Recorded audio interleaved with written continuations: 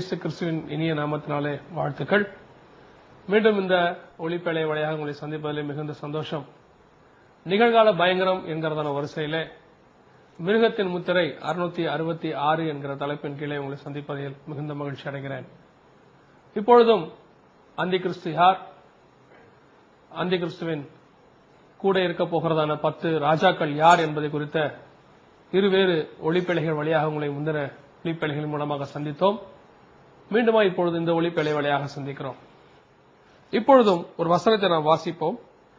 வெளிப்படுத்தின விசேஷம் 13வது அதிகாரம் 16, 17, 18 வசனங்களை வாசிக்கும் பொழுது, அது சிறியோர், பெரியோர், ஐஸ்வர்யவான்கள், தரித்திரர், சுயாதீனர், அடிமைகள் இவர்கள் யாவரும் தங்கள் தங்கள் வலது கைகளிலாவது நெற்றிகளிலாவது ஒரு முத்திரையை பெறும்படிக்கும் அந்த மிருகத்தின் முத்திரையையாவது அதன் நாமத்தையாவது அதன் நாமத்தின் இலக்கத்தையாவது தரித்துக் கொள்ளுகிறவன் தவிர வேறொருவனும் கொள்ளவும் விற்கவும் கூடாதபடிக்கும் செய்தது. இதிலே ஞானம் விளங்கும். அந்த மிருகத்தின் இலக்கத்தை புத்தியுடையவன் கணக்கு பார்க்க கடவன். அது மனுஷருடைய இலக்கமாயிருக்கிறது. அதனுடைய இலக்கம் 666. இந்த 666 என்கிறதான இலக்கத்தை குறித்து அநேக வருடங்களாக, அநேக நூற்றாண்டுகளாக அநேகர் போதித்து வருகிறார்கள். அநேகர் இந்த 666 சாத்தானுடைய முத்திரை என்று முன்னறிவித்திருக்கிறார்கள். வரப்போகிற அந்தி கிறிஸ்துவானவன், கடைசி சர்வாதிகாரியானவன், தன்னுடைய ராஜ்ய பாரத்திற்கென்று ஒரு முத்திரையை ஏற்படுத்தி அதை எல்லா மனுஷருடைய கைகளிலும், வலது கைகளிலும், நெற்றிகளிலும் பதிக்க வேண்டும் என்று உத்தரவிடுவான். அப்படி பதித்துக் கொள்ளாதவர்களை உணவு மற்றும் சகல விதமான காரியங்கள் எதுவும் பெறாதபடிக்கு தடை செய்வான் என்று இந்த இடத்திலே சொல்லப்பட்டிருக்கிறது. இந்த முத்திரை என்பது 3 விதங்களிலே கைகளிலாவது நெற்றிகளிலாவது இடப்படுகிறது. ஒன்று, அந்த மிருகத்தின் நாமம்; 2, அந்த மிருகத்தின் முத்திரை; 3வது, அதன் நாமத்துக்குரியதான இலக்கம். இதை நம்முடைய பாஷைகளிலே இந்த காலத்து வழக்கத்திலே சொல்ல வேண்டும் என்று சொன்னால், அந்த அந்தி கிறிஸ்துவனுடைய போட்டோ அல்லது சிற்பம், அந்த அந்தி கிறிஸ்துவனுடைய பெயர், அந்த அந்தி கிறிஸ்துவின் பெயருக்கு வருகிறதான இலக்கம், இந்த 3இல் ஏதாவது ஒன்றை நாம் எடுத்துக்கொண்டால் ஒழிய, ஏற்படுத்திக் கொண்டால் ஒழிய வேறு விதத்திலே எதையும் பெறவும் முடியாது, விற்கவும் முடியாது என்று வேதவசனம் நமக்கு முன்னறிவிக்கிறது.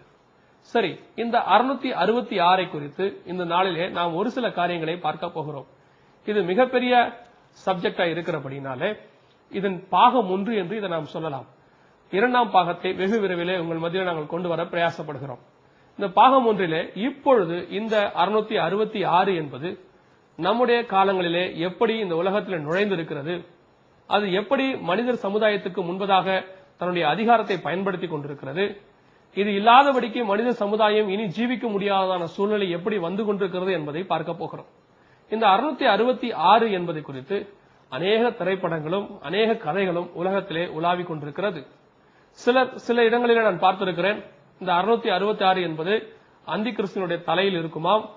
அதை முடியை விலக்கி பார்க்கும் பொழுது அந்த 666 தெரியும் என்று சொல்லி அநேகர் இதை குறித்து ஒரு கதையாகவோ அல்லது ஒரு திரைப்படமாகவோ எடுத்திருக்கிறார்கள். அவர்கள் சொல்லுகிற வண்ணமாய் தலைகளிலோ இல்லை அந்தி கிறிஸ்துவின் உடைமைகளில் ஒன்றிலோ அது இருக்க போகிறதில்லை. இது அந்தி கிறிஸ்துவின் இலக்கத்தை, அந்தி கிறிஸ்துவின் நாமத்தை கணக்கு பார்த்தால்தான் இந்த 666 தெரியும் என்று வேதம் நமக்கு சொல்லுகிறது. புத்தி உள்ளவன் கணக்கு பார்க்க கடவன் என்று சொல்லப்பட்டிருக்கிறது. அப்படி என்று சொன்னால் இதன் மூலமா நாம் விளங்கிக் கொள்கிறது என்னவென்று சொன்னால், கணக்கு பார்த்தால்தான் 666 தெரியுமே ஒழிய கணக்கு பார்க்காமல் 666 தெரியாது. கணக்கு பார்த்தால்தான் தெரியும். சரி, இந்த 666 என்பதை ஏன் இந்த சாத்தான் தன்னுடைய நம்பராக வைத்திருக்கிறான், தன்னுடைய இலக்கமாக வைத்திருக்கிறான் என்பதை முதலில் ஒரு சில காரியங்களோடு கூட நாம் பார்க்க போகிறோம்.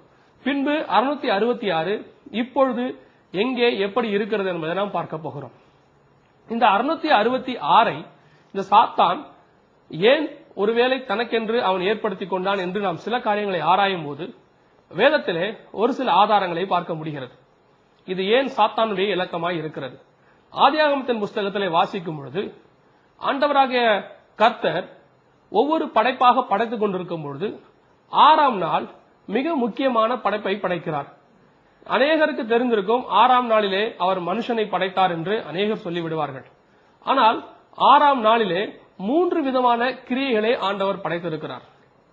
6ஆம் நாளை குறித்து ஆராய்ந்து பார்க்கும் பொழுது 6ஆம் நாளிலே கர்த்தர் முதலாவதாக படைத்தது மனிதனை அல்ல, கர்த்தர் மிருகங்களை, சகல காட்டு மிருகங்களையும் நாட்டு மிருகங்களையும் படைத்தார் என்று வேதவசனம் சொல்லுகிறது.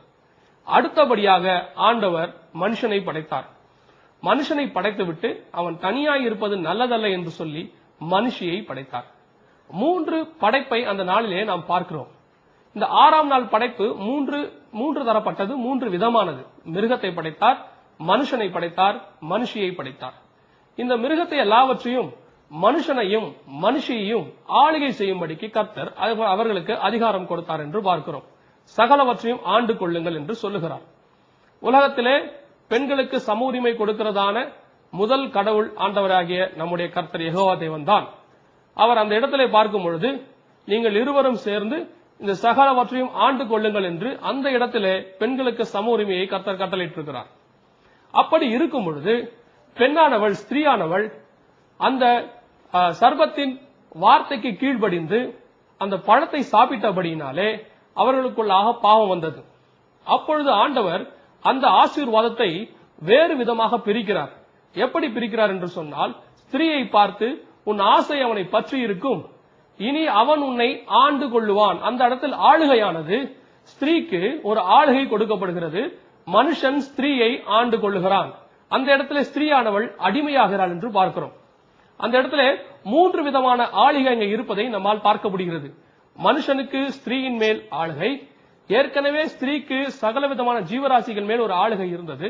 எப்பொழுது மனுஷனும் மனுஷியும் ஒரு மிருகத்திற்கு, சர்பத்திற்கு கீழ்ப்படிந்தார்களோ அப்பொழுதே அந்த சர்பம் ஆனது இவர்கள் இருவரையும் ஆளத் தொடங்கிவிட்டது என்று பார்க்கிறோம். 3 விதமான ஆளுகையை 6ஆம் நாளிலே பார்க்கிறோம். இந்த 3 விதமான ஆளுகை 6ஆம் நாளிலே இருக்கிறது. இந்த 3 விதமான ஆளுகையும் சர்பமாகிய சாத்தான் தன்னுடைய கரத்திலே எடுத்துக்கொண்டபடினாலே சகல விதமான ஆளுகையும் அவன் கரத்துக்குள்ளே போய்விட்டது. 3 விதமான கிரியின் ஆளுகையும் சாத்தான் கரத்திலே வந்துவிட்டபடினாலே 6ஆம் நாளில் உள்ளதான 3 ஆளுகை, 6 6 6 என்கிறதான அந்த 3 ஆளுகையும் அவன் கரத்திலே போய்விட்டது. அதனால தான் இயேசு கிறிஸ்துவை பார்த்து அவன் யோவான் சுவிசேஷத்தில் சொல்லுகிறான், இந்த உலகத்தின் சகல ராஜ்யமும் அவன் அதிகாரமும் எனக்கு கொடுக்கப்பட்டிருக்கிறது என்று சொன்னபோது ஆண்டவர், நீ பொய் சொல்லுகிறாய், அதையெல்லாம் உன் கரத்தில் இல்லை என்று ஆண்டவர் அவனுக்கு மறு உத்தரவு சொல்லவில்லை. அதை ஆண்டவர் ஒத்துக்கொள்கிறார். ஆதாம் தன்னுடைய அதிகாரத்தை எல்லாவற்றையும் வலு சர்ப்பத்தினத்திலே விற்று போட்டான் என்று பார்க்கிறோம். ஆனபடினாலே 3 விதமான ஆளுகை, 6ஆம் நாளுடைய 3 ஆளுகையும் சாத்தான் கரத்தில் இருக்கிறபடினாலே அது 6 6 6 என்று அவன் கரத்தில் இருக்கிறதாக நாம் நிதானிக்கலாம். சரி, இதுதான் 666 என்பதற்காக சாத்தான் தனக்கு நியமித்ததற்கான ஒரு காரணம். இந்த 666 இப்பொழுது எப்படி இருக்கிறது? இதை குறித்து பார்ப்பதற்கு முன்பதாக இந்த சாத்தான் தன்னுடைய காலகட்டங்கள் ஆரம்பத்திலிருந்தே இதை பயன்படுத்துகிறான் என்று பார்க்கிறோம். ஆரம்பத்திலே தன்னுடைய